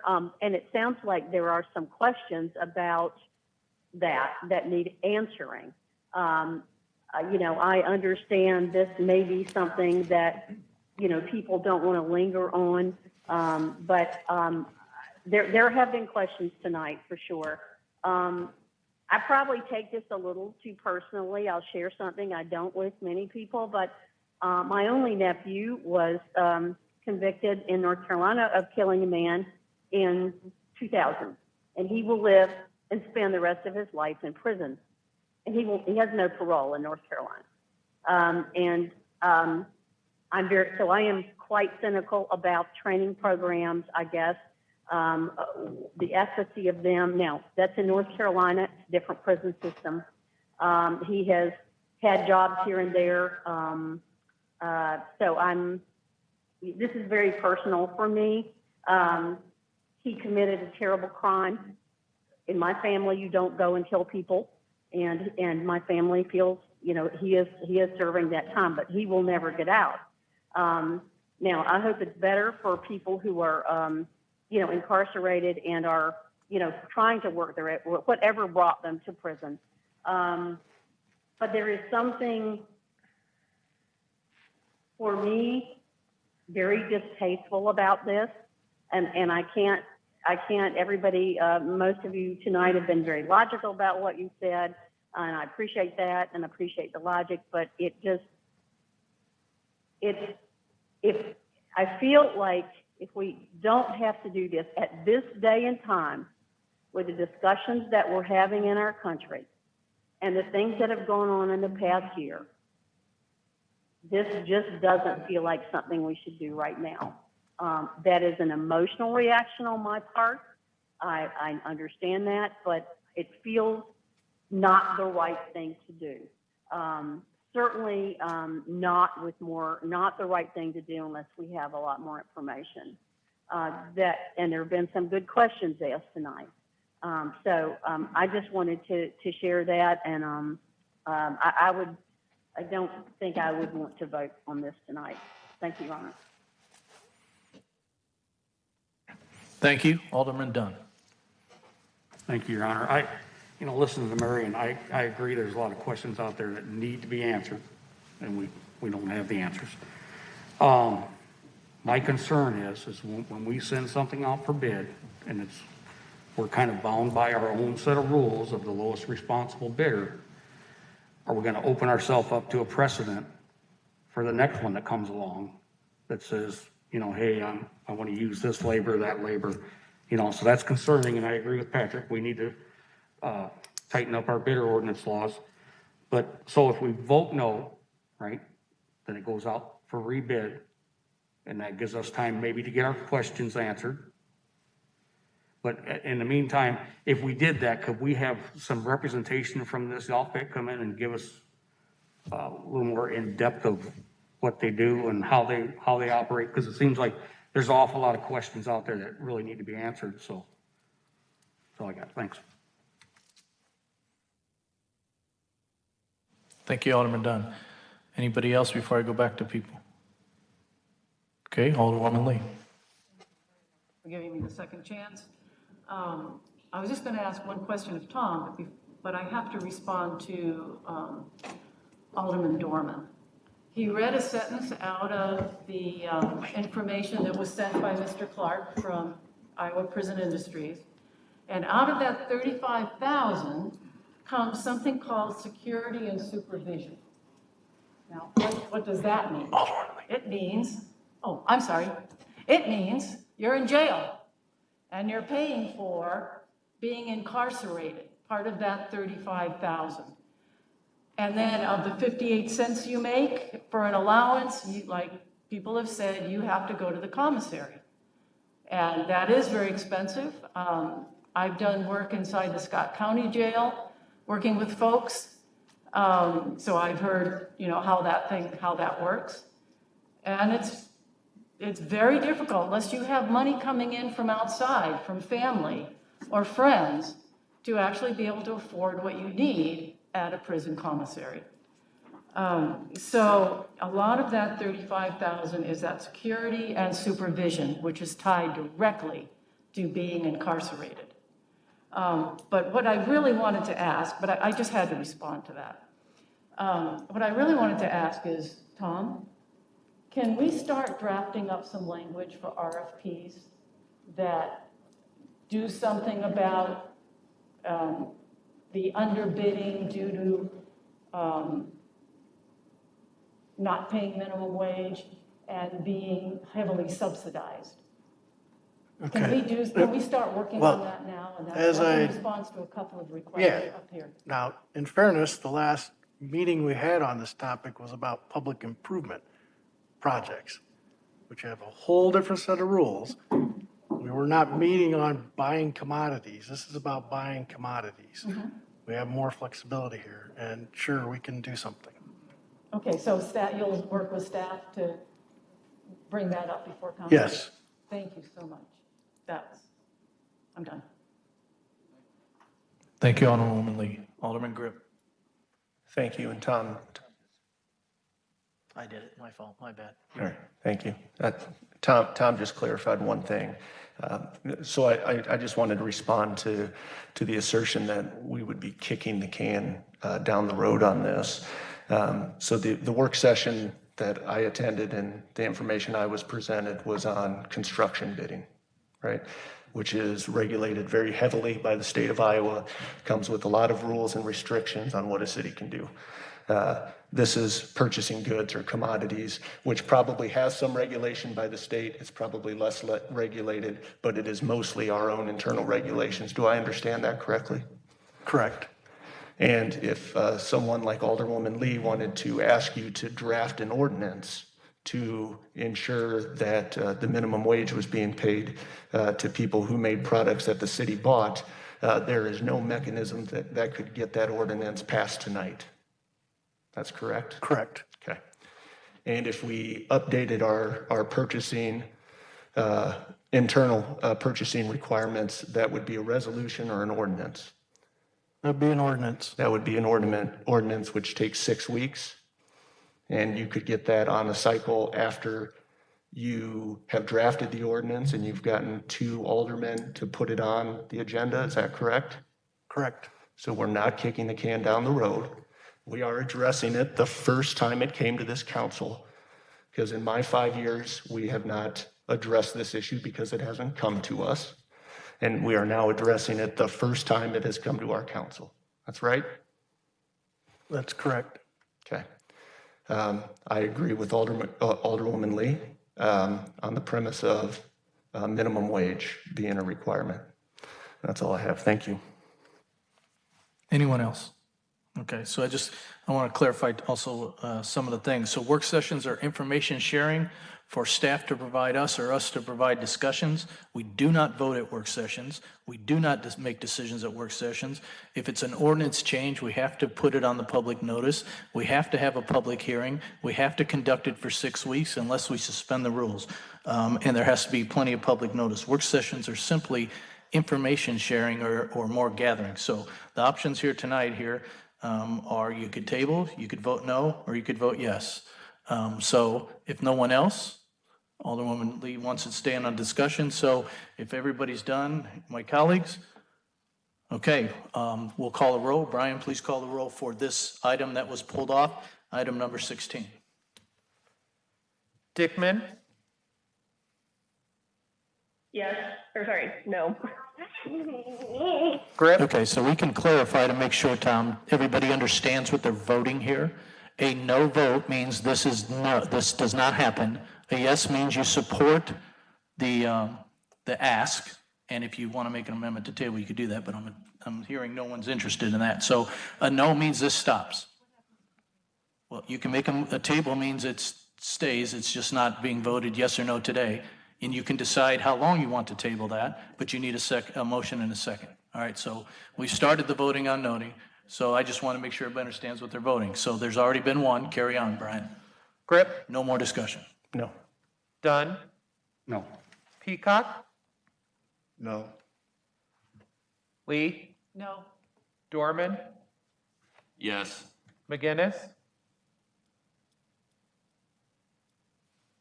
I'll come back. Jobson? No. Ambrose? Condon? No?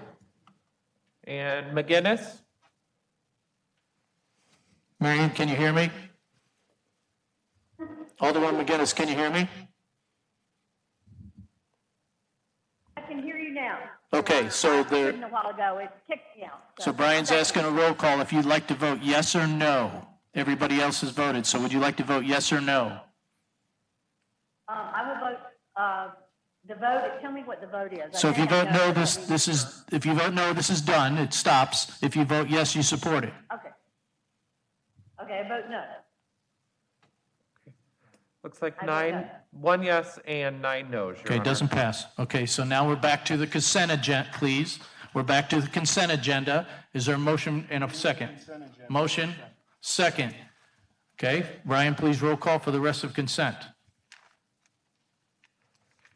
Ambrose? Grip? Yes. McGinnis? Yes. Condon? Yes. Peacock? Yes. Jobson? Yes. Lee? Yes. Dorman? Yes. Dickman? Yes. And Dunn. Yes. 10 yeses, Your Honor. Thank you. Consent is approved. Next item, any other ordinances, resolutions, or motions? There are none tonight. And now we'll have public business. Just want to clarify, I know there's discussion about it. If you're watching the meeting via live stream through the city's website, the broadcast will pause and return after this section. The meeting in its entirety will be available for viewing on the city's website and YouTube channel by Friday. Is there any public with business? Please come. Again, 5 minutes. Please state your name or ward or address. If you're not from here, we'd love to know where you're from. Hi, Cassandra Irwin again, 6th Ward. 6th Ward. I just wanted to clarify for Mr. Dorman's comments. I don't know if I'm allowed to do that. Okay. Ms. Witt, please talk to me. That referring to prison labor as slave labor is not using surprising language. It is in fact a common term for that practice. It is used by many human rights organizations. Human Rights Watch is one of them. The UN uses that term and a few others. So I just wanted to clarify that that is not shocking language. That is a common term for the practice.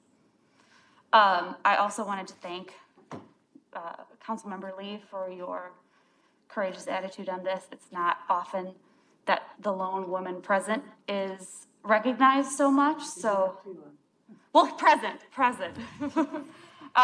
But I did wanted to say that local labor organizations have been working very hard for well over a decade and have been successful in other jurisdictions and other localities to get preference on bidding requests, and they've been very successful in those processes where when a city puts out something for bid, there is strings attached, which is obviously, he said, Tom, I believe, said that you have a little bit more leeway when it's not connected to roads or DOT money.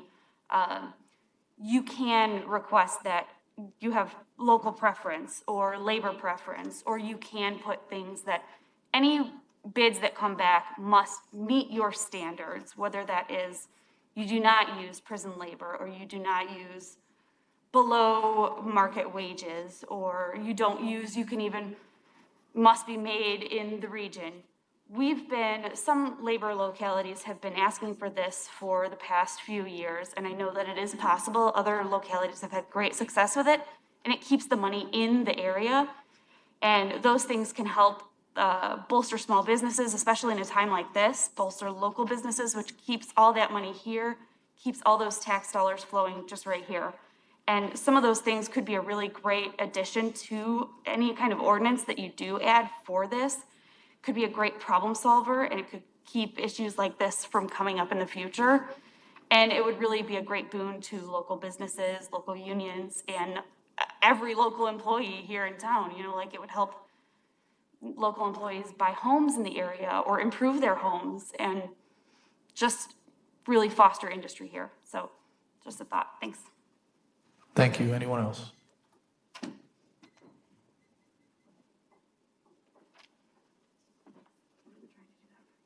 Just in the way of supporting what Cassandra just said, I'm Dennis from the 6th Ward.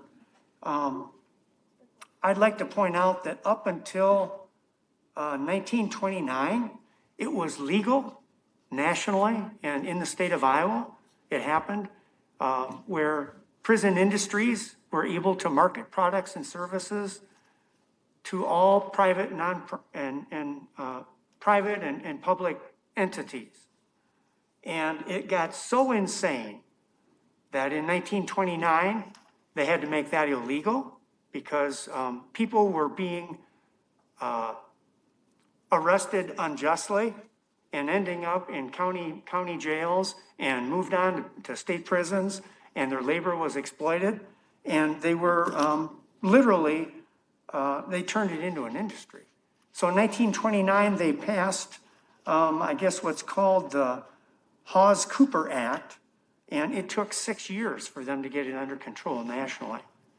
Now it's to the place, prison industries can only provide products and services to other governmental entities. Soon, I'm hoping that we advance to the place where prison industries can only provide services and products to other state agencies and to leave counties and cities out of it. Because you've got your own interests. You're not particularly interested in the same things that the people in Des Moines are interested in. You've got your people to take care of. So hopefully, maybe you can get ahead of the curve and avoid this now with a correctly or a better worded ordinance. Another point I guess I wanted to make is on your consent agenda, the first reading, point number 6.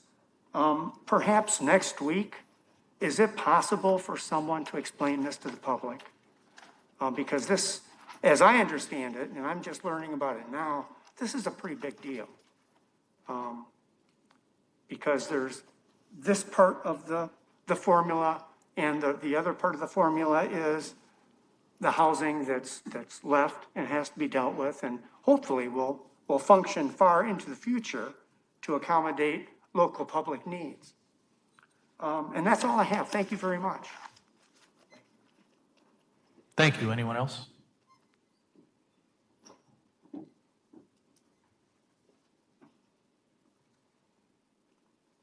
Hey again, I'm Amanda Sharp. I'm in the 1st Ward. I just wanted to come up here and know I am listening to what everybody had to say. What really stuck out to me is I'm not sure how we are having this back and forth about prison labor being slavery. If you are uneducated about that, I do implore you to Google it. You can Google prison labor and you can find out. You will be maybe shocked that the first probably 5 results will be that it is modern day slavery. So I just wanted to reiterate that this is a moral issue, and I understand the numbers and the accounting and how some of you may care more about that, but I would like you to take a step back and realize that this is an issue of racism, and to maybe think about it a little bit differently. Do some research on your own. I was able to find out a ton of stuff about Iowa prison industries. That was not great. And I did find some good stuff, but mostly bad. So I just implore everybody to do their own research and to continue to try your best to be an activist against racism.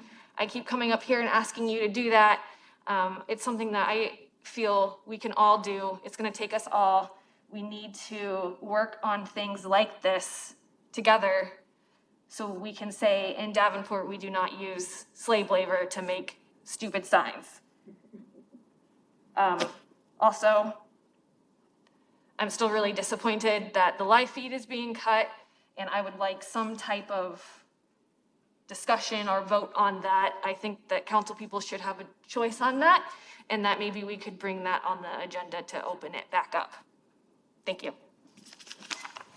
Thank you. Anyone else?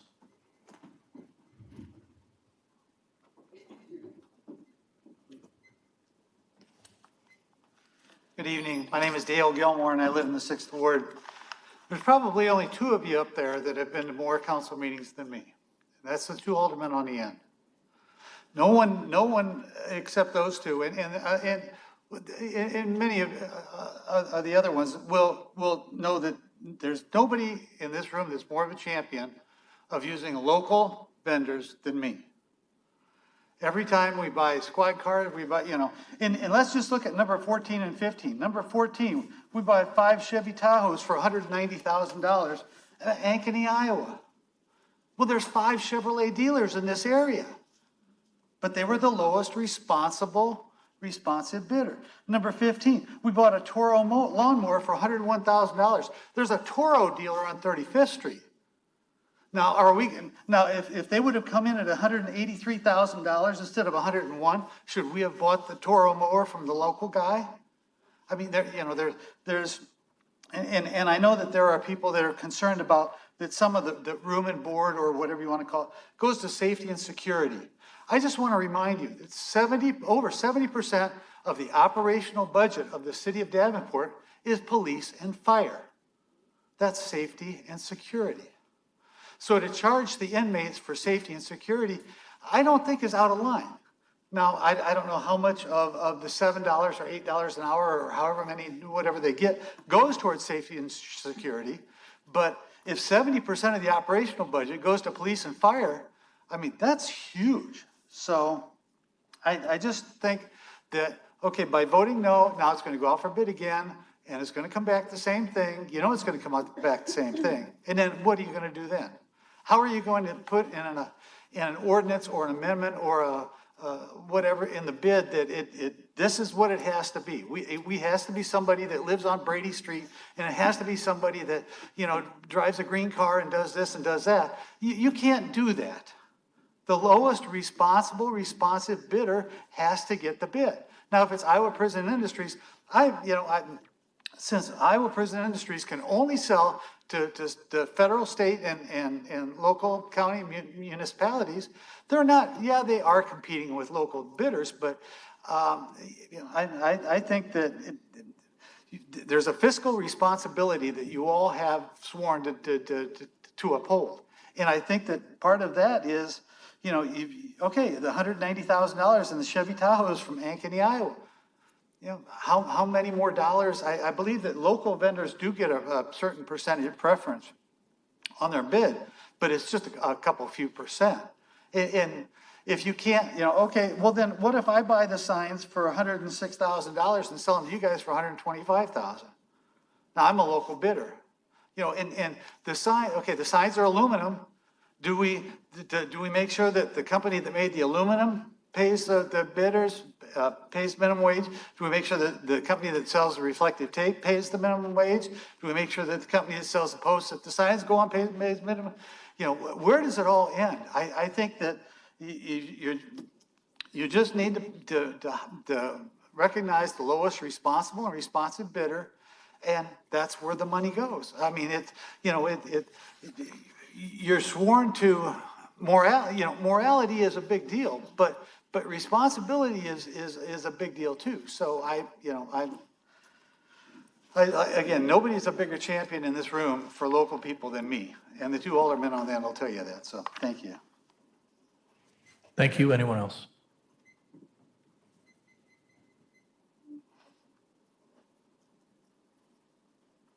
Yes, my name is Joe Charlton. I'm tired of, I agree with them one people about the motorcycles and ones that, Where do you live? 15, Davenport here.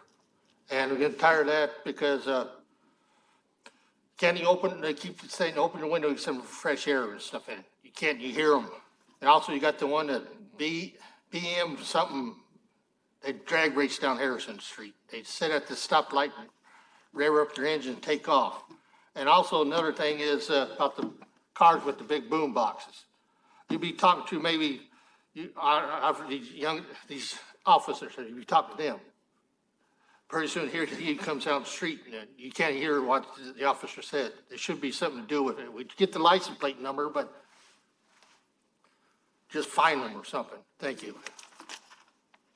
Anyone else?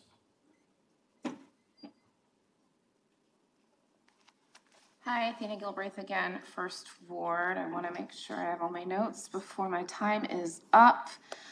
Just wanted to reiterate that since you don't know whether or not it is right to hire prison labor forces, and you don't know whether or not you'd like to use the words slave labor, I'm here to remind you that we've been here for several months asking you to please listen.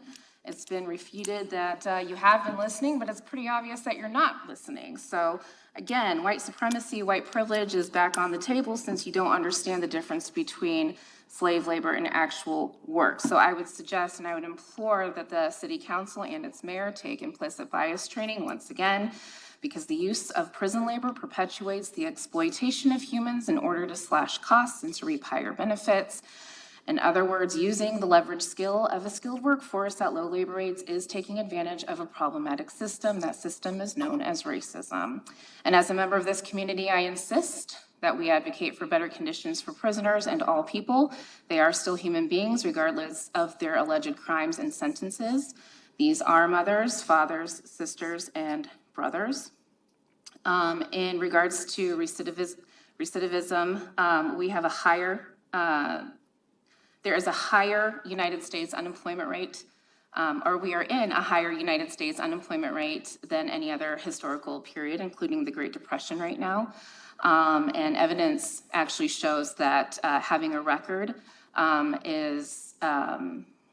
it reduces employer callback rates by about 50%, and therefore formerly incarcerated people are less likely to be hired regardless of whatever work training that they are provided while incarcerated by about 27%.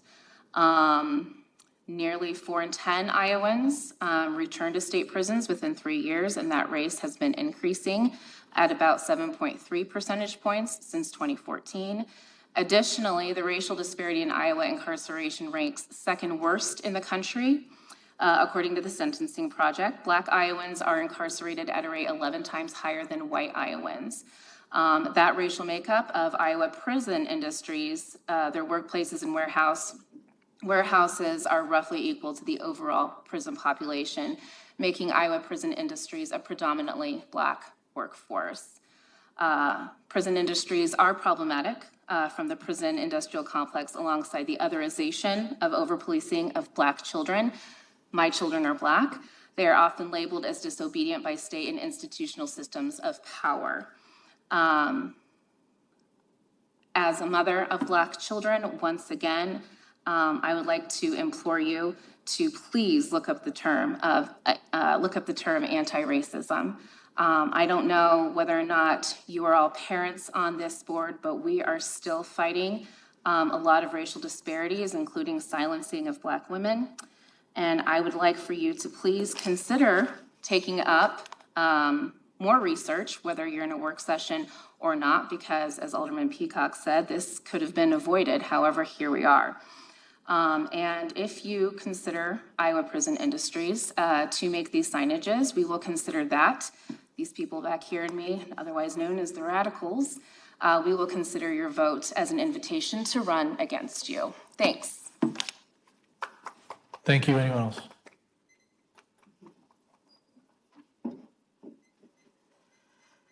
Thank you, Carrie Clark. I'm not a Davenporter, but I practice law here in Iowa, and I'm a member of this community. Ms. Galbraith just gave you all a free education.